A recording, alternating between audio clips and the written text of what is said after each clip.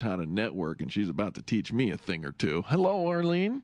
Greetings, my friends in Denver. Well, welcome so much, Arlene. It is always fun to have you all the way from the East Coast. And I know you've been talking a lot these days with some corporate executives, helping them maximize the productivity of their teams.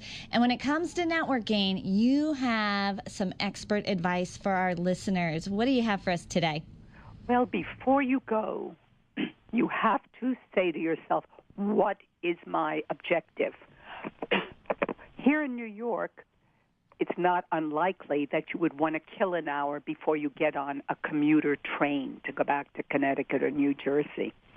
So that might be one objective. I want to kill an hour. How about survival?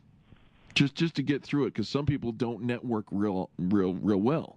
Well, first you have to figure out why you're going. If you're going to meet a specific person, maybe it is a networking where there will be a panel, where there will be a speaker, where there will be a guest of honor. So Google that person and find out what you can that you can connect with.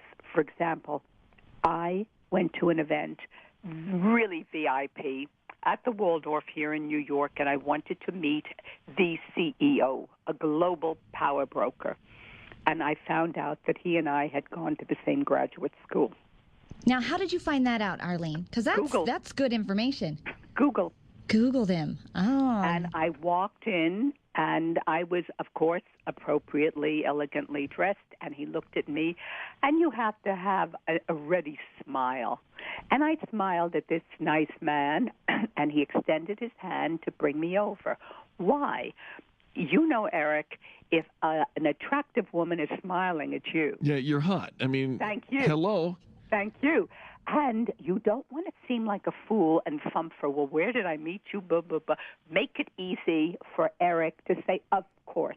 So I said, Eric, it's Arlene Isaacs. Well, of course it is. Exactly. That's exactly what he said. Is it? I love this. Arlene, here's the thing. You talk so much about distinguishing yourself from that competition by this preparation. And I think your preparation, bar none in the country, is better than anyone else's I've ever known. Thank you. I love it. So what happened next? My dear, you don't want to know all of it, but what I can reveal... She is a lady. I might. What I can reveal is I leaned in close, and the people he was with evaporated. And they left the two of us alone.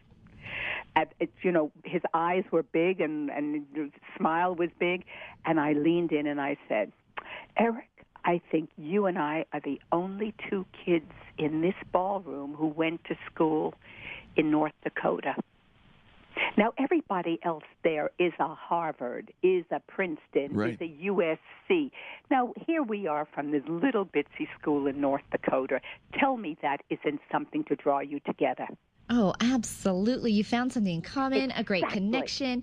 And now, not only were you the only two kids in the room who went to school in North Dakota, you were pretty much the only two kids in the room. Everybody else disappeared. And I got his own email, and I don't have to go through secretaries and assistants, but I don't bug him. I only send him something of value, something I have read or done that will enhance his business. And in my subject line, it's always the redheaded co-ed from North Dakota.